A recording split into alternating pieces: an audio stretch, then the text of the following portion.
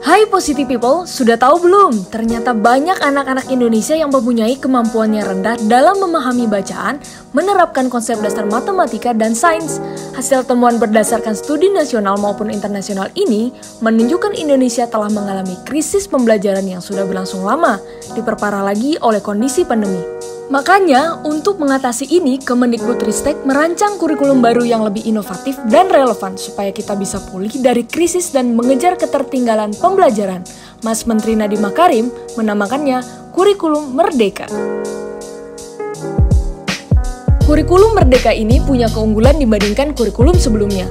Yang pertama, lebih sederhana dan mendalam. Materi lebih sedikit, lebih mengutamakan melatih nalar dan kreativitas. Para guru juga dimudahkan dengan capaian pembelajaran yang jelas. Rencana pelaksanaan pembelajaran tidak lagi dibuat berlembar-lembar dengan matriks dan bahasa yang rumit, namun dibuat dalam bahasa yang mudah dipahami dan ringkas, hanya dalam satu lembar saja. Selain itu, sesuai namanya, lebih merdeka, buat para murid tingkat SMA tidak ada lagi program penjurusan di tahun kedua, tapi bisa memilih menambah pendalaman mata pelajaran sesuai dengan minat dan bakatnya. Kurikulum ini juga lebih merdeka buat para guru.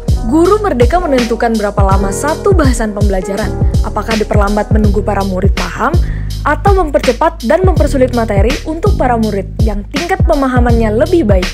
Guru dan pihak sekolah bebas merdeka menyesuaikan dan mengembangkan kurikulum sesuai dengan kondisi murid dan karakter masyarakat sekitar sekolah.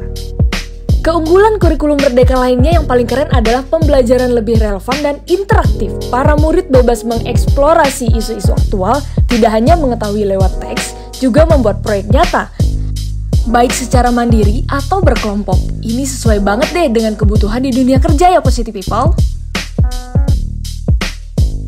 Jajaran Kemendikbudristek tidak hanya merancang kurikulum, tapi juga menyediakan sarana penunjang buat para murid dan guru loh.